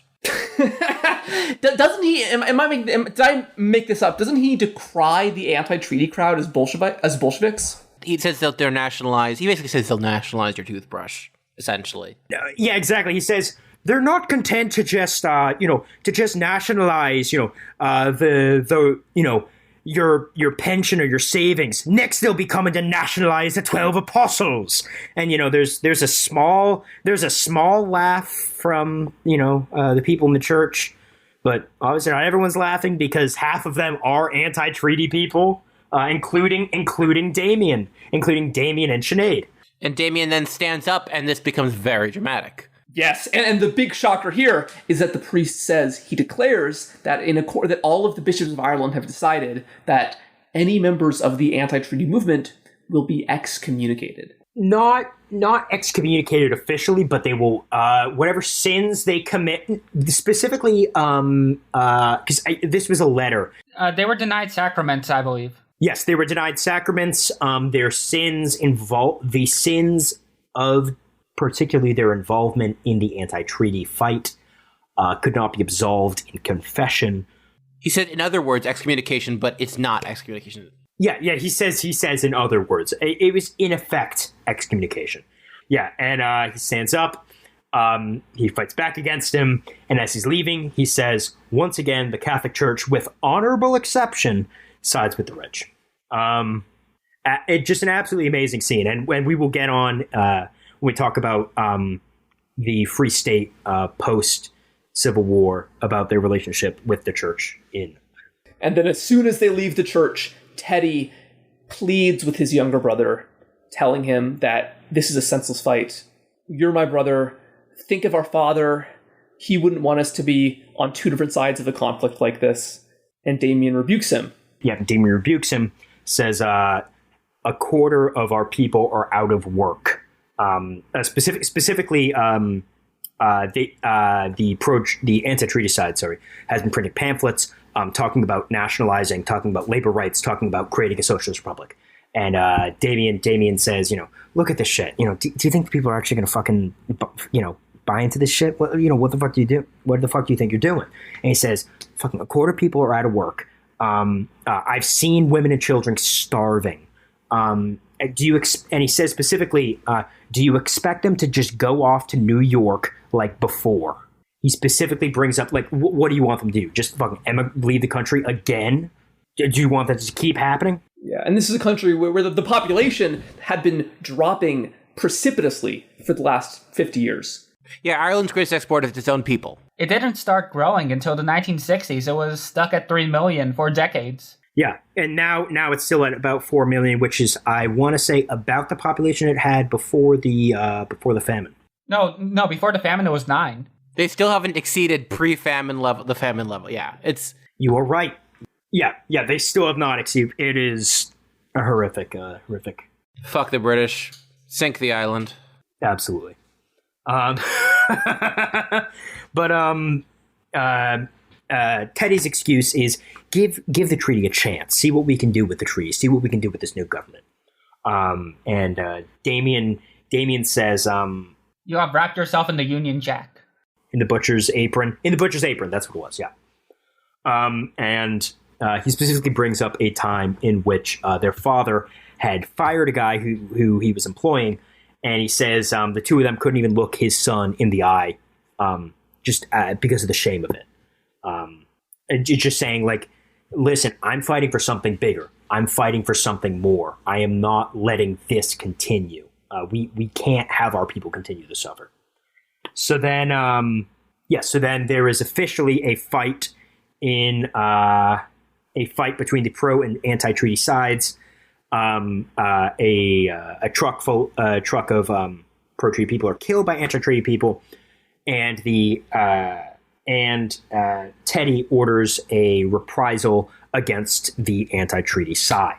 And this is where, in this attack on a place where the anti-treaty people were hiding out, Dan is shot. He's shot. He falls down. Damien drops his rifle and says, he puts his hands up and says, "Don't shoot. Listen, he's been shot. I'm a doctor. Let me see if he's okay." And the pro-treaty person, and this is definitely, I would say, Ken Loach's characterization, I would say an accurate one, of what would become the attitude. And because this is a very, very metaphorical scene, I would say. The killing of the dream. Exactly. This Free Stater officer, his face immediately, all humanity almost leaves it. And as he fires off 5 rounds into the back of Dan as he's lying on the ground, just becoming this inhuman monster, just this fucking disgusting, reprehensible figure, shooting 5 rounds into a man lying on the ground, into his back, into a man who not only had fought with Connolly and with this movement, a man who represented a different vision of what Ireland could be. Just the brutal murder of a vision of not only an entire generation, but an entire vision of what Ireland could be that would take a generation, 2 generations, 3 generations for Irish people, for that vision to finally once again gain momentum in the Republic of Ireland proper. Just this disgusting, awful state emerging to just fucking suck all life, all vision, all hope out of the people and just bleed them dry for everything they've got. With so much of the Irish independence movement crushed from within, really all that was left was the church. Absolutely. All that was left was church. And I've said it before, I'll say it again, this is exactly what the British wanted. This is exactly the outcome the British wanted. The British... So let's finish up with the movie, and then we can get to Ireland today. Dan is killed, and Damien is captured. Once again, he's in jail. This time, his brother is not his cellmate. His brother is his jailer. In fact, in the same cell as he was earlier. And Teddy begs him, says, "Please, just tell us where the weapons caches is. Tell us where Rory O'Connor is." And Rory O'Connor would, of course, later go on to be captured and executed. And in fact, the person who signed his execution, Rory O'Connor, was his best man at his wedding. Wow, that's awful. Wow. Yeah, this was a war that absolutely tore apart an entire generation, and objectively, the bad guys won. The bad guys fucking won. And in this movie, it's literally a war of brothers. Which at first it seems kind of cheesy, but it works so well in this movie. Trust me. If you haven't seen it, just watch this movie. It's awesome. This is, again, it's a Ken Loach movie. You're gonna love it. It's also an absolutely fantastically crafted film. And then Damien tells him basically, "Listen to me. I shot Chris Riley in the heart. I'm not going to give up anything right now. I have crossed so many lines. I've gone so far. You are going to have to kill me." He writes his letters. Also, he writes his letters. It's important. To Sinead. Yeah. So the execution comes. He's tied up to a post. And one of the soldiers there says, turns to him and quietly asks, I can give the order. And his brother Teddy says, "No, I have to give the order myself." Just like with Chris. Exactly. Just like Damien with Chris. Well, hold on. First, you actually miss. There's one important thing where he tells, before he gives the order, he goes up to Damien, who's tied up there, and he tells him, Damien, it's not too late. And then Damien asks, "For me or for you?" Brutal. Fucking brutal. Yeah. And then here's when he gives the order. Yeah, the order is given. He's shot dead, and Teddy just absolutely breaks down. He just immediately bursts into tears. Yeah. it bursts into he can't even give the order to put arms away. He's already crying. Yeah, and then of course the really to twist the knife into the gut of the audience is then when he bends down and notices that in his brother's hand is the cross of St. Christopher that belonged to Mikhail, the boy whose killing started all of this. The one that Sinead gave him. Yeah. So he goes to deliver the letter that Damon wrote to Sinead. He goes to deliver it personally. The letter and the cross to Sinead. Yeah. And Sinead is still living in the burned down house where her grandmother, in fact, said, actually earlier when it was burned down, that she wouldn't even move anywhere else, despite the fact that the IRA was saying, we'll find you a place to stay. She said, when I was 4 years old, the British forcibly evicted my family. I'm not going to move again. I'll live in the chicken coop if I have to. And the chicken coop is where Mikhail was killed. Yeah. And so he comes, on his little motorcycle, gives her a letter, gives her the necklace.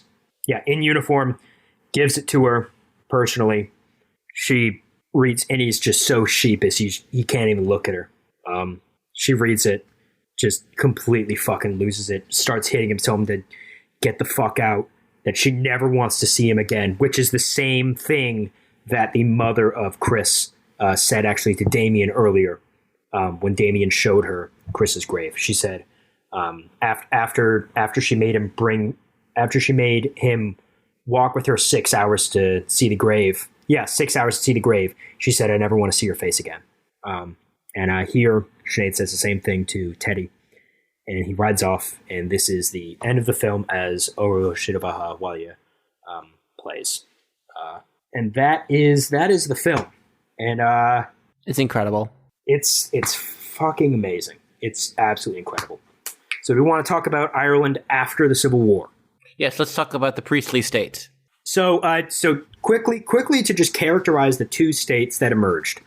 The best way that I have had it described is that this was the greatest thing that could have happened to the British, because they were with the partition, because they were able to create a fascist state, a fascist orange state in the north, and a practically theocratic Catholic state in the south, neither of which would actually challenge capital, right? Neither of which would challenge Irish or British capital, because British capital was still incredibly invested economically in Ireland after this war still. Yeah, Ireland doesn't have any kind of, the economy of Ireland remains basically completely in the shitter for generations. Jesus Christ, you want to talk about the housing crisis in in the US. You want to talk about subprime loans? My God, in the 80s and 90s in Ireland, just by showing up to the bank, you got a loan. You got a loan for anything. It was absolutely insane, to the point where today in Ireland, there are so many unused homes in Ireland. It is absolutely baffling. Even still. Mm-hmm. Yeah, even still. Because, again, everyone was making money hand over fist for building homes, for giving out home loans. Whether or not you could actually pay for the home loans, they did not care. And unsurprisingly, the Irish economy is not great, especially with having some of the most industrial parts of your country cut off by a literal armed and guarded border. Well, I the way that Matt Christman characterized the Republic of Ireland is that they just jumped straight from the sack of potatoes peasant stage to like a post-industrial financialized state, and it really kind of fucked them in the transition psychologically. It's not great. Not great at all. Yeah, they had to have something to cling on to. And it's funny because Ireland today is quite wealthy. They're one of the more prosperous countries on the planet, but it's very hollow. Isn't it like essentially all centralized in Dublin? Oh, I'm sure. Yeah, it's probably all Dublin. Yeah, but even in Dublin, across the entire Republic of Ireland, especially for young people, basically all of them have just accepted. Whether or not they're fighting against it is another matter, but they've all accepted the reality that they will basically never be able to move out of their parents' place because they can't afford rents, they can't afford to buy anything, they can't afford to fucking rent anything. Everything is absolutely unbelievably exorbitantly highly priced, and none of them can make any fucking money. It is a neoliberal hell dominated by two identical parties, which did emerge from this pro and anti-treaty split. Fianna Fáil, De Valera and Markovits break from Sinn Féin and form Fianna Fáil. Yeah. Well, I guess it was because Sinn Féin was too based for them, because Sinn Féin kept up the absentist policy, from what I understand, even in the Republic of Ireland in the early post-Civil War period. Exactly. One thing I think to take a quick step back that we should mention is that the Civil War ended pretty soon after the movie ends. The big event was that Michael Collins, who was working toward a ceasefire, was killed. Initially, there were some other forces that were very opposed to a ceasefire. Then the leaders of the IRA were killed, most notably Liam Lynch. And then after this happened, eventually it was basically the anti-treaty side realized that they couldn't keep up this insurgency. And so they buried all the weapons caches, and then they did ceasefire, and then clemency was declared, and so Markovich and De Valera, who were on the anti-treaty side, they resumed their work in Sinn Féin. But at this time, Sinn Féin was abstentist. Those weapons caches would obviously come in useful later. Yeah, come back later, and there would once again be another split in the IRA, of course, along again, partly ideological lines between the Provisionals, the Provos, and the official IRA, which took a more Marxist stance. And as that devolved into... Maybe I'm wrong about this, but I was under the impression that the Provos had rejected the Marxism of the official IRA because they were really more interested in a more immediate, less economic... Yeah, that's what I said. Yeah, the official IRA were explicitly Marxist. Yeah, and as that devolved into whatever you want to say about what happened with the split between the IRA and different IRA groups, and them infighting, and the connection and the conflict over, you want to say money or drugs, is, I would say, people try to pin that into something inherent to Ireland, rather than something inherent to civil wars specifically of that era. Because you saw the exact same thing happening in Colombia. The exact same thing happening in Colombia. And Peru. And anywhere with a situation like that, yeah. Yeah. And of course, so we mentioned how the Sinn Féin splits, Fianna Fáil, which is the more right-wing elements of Sinn Féin. And then, of course, there were the real psychos, which were Fine Gael. Yeah, Fine Gael, who are to this day still called Blue Shirts, because the Blue Shirts... Okay, so the Blue Shirts was an organization formed in the early 1930s in Ireland. Former comrades of Michael Collins. Absolutely, which again goes back to my belief that Michael Collins deserved to die and no one should fucking shed a tear over that asshole. Which I'm sure will get many people to yell at me over this. The Blue Shirts were explicitly fascist. They were corporatist in the Italian sense of the word, not just in the vague. No, literally along the lines of the Italian Fascist Party. Organized explicitly along those lines. Exactly, yeah. Organized explicitly along those lines. Yeah, after Mussolini, they had their march. Just like the March on Rome, they organized a march on Dublin in an attempt to create a fascist state in Ireland, essentially. Yes. And they were not... whereas the Italian party, the fascist party in Italy did have a somewhat complicated relationship with the Catholic Church, simply due to the fact that the Catholic Church literally owned territory in that sense. There was, no such independent state or threats of an independent state in Ireland. Now, this was more like the Ustasha in Croatia in terms of relationship with the church. It was very much like the Ustasha in Croatia. It was incredibly similar to the Ustasha. So,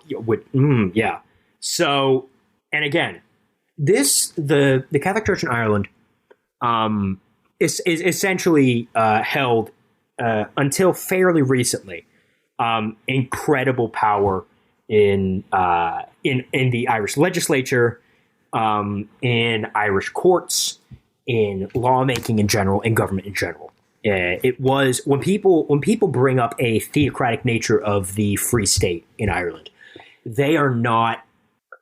There is some intentional exaggeration there, but it's the core of what they're getting at is absolutely true. Yeah, it's the same way that Britain, in this, it's the same sense that, like, yes, Britain doesn't formally dominate, but informally, it absolutely dominates. The Catholic Church it's not a formal theocracy, but informally, the Catholic Church absolutely dominates. From what I understand, De Valera kind of charted this very awful middle course where he never gave explicit state power to the Catholic Church, but he enshrined within the Constitution, he fought for a special relationship, which meant that there was a lot of powers that were sort of under the table delegated to the church. Most infamously, things like orphanages. Sure, it wasn't quite Salazar's Portugal, right? But it was certainly more than France, if you get what I mean. Right, yeah. From what I understand, there was never oppression of non-Catholics in Ireland to any significant extent. Not really, no. Yeah, which is good, but it meant that the Catholic Church was allowed to maintain incredible power over the social lives of its adherents. I think as a contrast, if you ever read about like modern or not really or 19th century German history, there was a big struggle where in Germany there was a big struggle to wrest the power of the church away from the social lives of Catholic Germans. In Ireland, it was the opposite. The Catholic Church was able to extend its authority even further after independence. They filled in the vacuum where the British state let part of that vacuum. Again, with things like orphanages, yeah. Yes, the most infamous example most likely is the Magdalen laundries. Unmarried mothers, their infants were essentially forced to be surrendered to these laundry houses run by the Catholic Church, where women would be forced to work as slaves in these laundry houses. Their children would be forcibly taken, often essentially given away to wealthy American adopters. But those were the children who survived, because they are. And if anyone thinks we're exaggerating, the word slave here is actually appropriate. Like we're literally not from. Yeah, it is unpaid labor. Yes. Yeah, no, and I remember what's really horrific is that I remember there was an excavation of one of these, the grounds of a closed Magdalen laundry several years ago from the early 20th century, and in the excavation they found the bones of like 100 small children thrown into a well. And that's just what they found. Yeah, that's the Irish government in the past couple of years has opened it's been a couple of years ongoing now, an official investigation into these Magdalen laundries, and what they found is just unbelievably horrific. And it is, again, I will say this again, because people use this, and people have used this, and the British have used this in their depictions and descriptions and their ideas of Ireland as actually. One character, I believe it is Sir Hamilton, says it's a land infested by priests. Priest-infested backwater is the term he used. Yes, priest-infested backwater. That is the term that is used, and that is the characterization internationally, largely, of Ireland as this backwater. Well, what's that phrase? Worst person you know just made a great point. Well, no. Actually, I'm going to say it implies that it is a result of a situation created by the Irish. It's what, as James said, what the British wanted. Exactly. It is what the British wanted because it ensured that no one would challenge capital on an island nation directly west of the UK. And it ensured that no all-Ireland movement would be created. It ensured that the North would forever, in the British eyes, rather than in the actual course of reality, in which that is not a sure thing, let's say, that the North would forever be a fascist orange state controlled directly from Whitehall. This is exactly what they want, because also they don't want to compete with Irish capital, right? They don't want to have to compete with it. So if you can keep an economically subservient, basically, actually I should say not subservient, economically dominated, right? Country, economically dominated. You can keep it from developing its own industry. You can keep it from developing its own economy and its own course of action, right, you can make sure that you will never have to deal with competition from Irish industry, which the British haven't really. No, all they really have at this point is just like, oh, maybe some of the banks will go over to, move to Dublin so they can take advantage of EU laws or whatever the fuck at this rate. Maybe they'll use an Irish tax haven instead of a British one. Was there ever a liberation theology type movement within the Irish Catholic Church before, like, the 70s? Before the 70s. Oh, that's a good question. Well, there is a passage, I forget what it's from, specifically of the Limerick Soviet, which part of this this pre-independence war, which the only reason why they called that war the Independence War is because it actually resulted in independence. So that one, there was actually a passage in which the Limerick Red Guards, right? It says, they're sitting in the church on Sunday, and it said that, the Red Guards of the Limerick Soviet rose from their pews and were blessed by the priest. Which, I mean, come on, that's just beautiful. That's the dream. Yeah, which is why Damien says he doesn't just say once again the Catholic Church sides with the rich. He says once again the Catholic Church, with honorable exception, sides with the rich. Oh shit! I didn't pick up on that. That's cool. I did. The history of Marxism in Ireland alone could be a really fun subject to look into. And I gotta say, the name Limerick Soviet might be the best name of any government in history. Oh, absolutely. Yeah, and again, the connection between the Soviet Union, even at that time, what would become officially the Soviet Union, and the country of Ireland are very, very deep. I mean, the connection between the Irish and revolutionary movements in general, it's a very interesting subject. I mean, like, from, France to fucking Palestine. Oh, sure.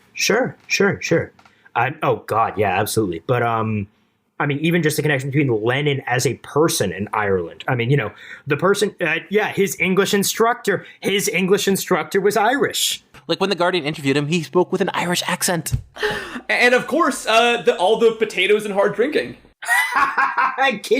Kindred spirits. Well, this has been a really fun talk about a really fun movie. I think it's clear that Ireland truly is a land of contrasts. It very much is. This is absolutely. Again, if you can, absolutely check out this movie. Wind That Shakes the Barley. Ken Loach, amazing director, amazing just figure in world politics and world film, and just unbelievable film. Absolutely check it out. Your grains will be shook. Well, thank you so much, James, for coming on. This was really a fun experience. Thank you so much. I had a great time. Thank you very much. And thank you, Halal Sam. Thank you, Russian Sam. Thank you, the incredible Abram, our co-host and producer. What an amazing group of people you've gathered here. Well, yeah, and hey, shout out to the lovely Emerald Isle. Hopefully one day Ireland will be unified. From the sea to the sea, Ireland will be free. Yeah. From the sea to the sea.